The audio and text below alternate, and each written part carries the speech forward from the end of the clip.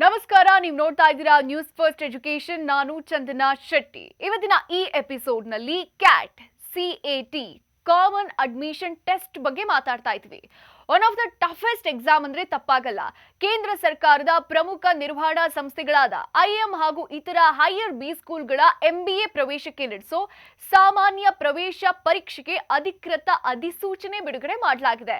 ಈ ಬಾರಿಯ ಪರೀಕ್ಷೆಯನ್ನ IIM ಇಂದೋರ್ ನಡೆಸ್ತಾ ಇದೆ. ಅಲ್ಲದೆ ಈ ವರ್ಷ ಅರ್ಜಿ ಶುಲ್ಕದಲ್ಲಿ ಹೆಚ್ಚಳ ಸೇರಿದಂತೆ ಹಲವು ಪ್ರಮುಖ ಬದಲಾವಣೆಗಳನ್ನು ತರಲಾಗಿದೆ. ಹಾಗಾದ್ರೆ ಏನು ಬದಲಾವಣೆ ನೋಡೋಣ ಈ ವಿಡಿಯೋದಲ್ಲಿ. ಅಷ್ಟಕ್ಕೂ ಈ ಬಾರಿ ಎಲ್ಲ ವರ್ಗದ ಅಭ್ಯರ್ಥಿಗಳ ಎಂಟ್ರೆನ್ಸ್ ಫೀಸ್ ಜಾಸ್ತಿ ಆಗಿದೆ. ಜನರಲ್ ಕ್ಯಾಟಗರಿಗೆ 2700 ಇದೆ. ಹಿಂದಿನ ವರ್ಷ ಕಂಪೇರ್ ಮಾಡಿದ್ರೆ ₹100 ಹೆಚ್ಚಳ ಆಗಿದೆ. SC/ST ಕ್ಯಾಟಗರಿಗೆ 1350 ಇದೆ. ₹50 ಜಾಸ್ತಿ. ಆಗಸ್ಟ್ 3ರಿಂದ ಆನ್ಲೈನ್ ನೋಂದಣಿ ಪ್ರಾರಂಭ ಆಗಲಿದ್ದು ಸೆಪ್ಟೆಂಬರ್ 15ರವರೆಗೂ ಕೂಡ ಟೈಮ್ ಇರುತ್ತೆ.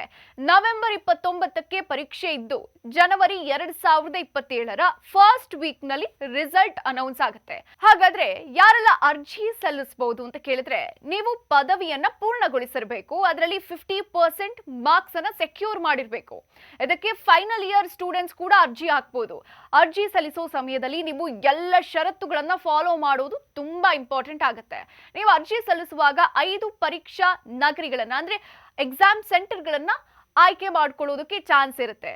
ಹೇಗೆ ಅರ್ಜಿ ಸಲ್ಲಿಸೋದು ಅಂತ ಕೇಳಿದ್ರೆ, IIMCAT.ac.in ಅನ್ನೋ ವೆಬ್ಸೈಟ್ಗೆ ಭೇಟಿ ಕೊಟ್ಟು ಹೆಸರು, ಮೊಬೈಲ್ ನಂಬರ್ ಹಾಕಿ ಫಸ್ಟ್ ಲಾಗಿನ್ ಮಾಡಿ.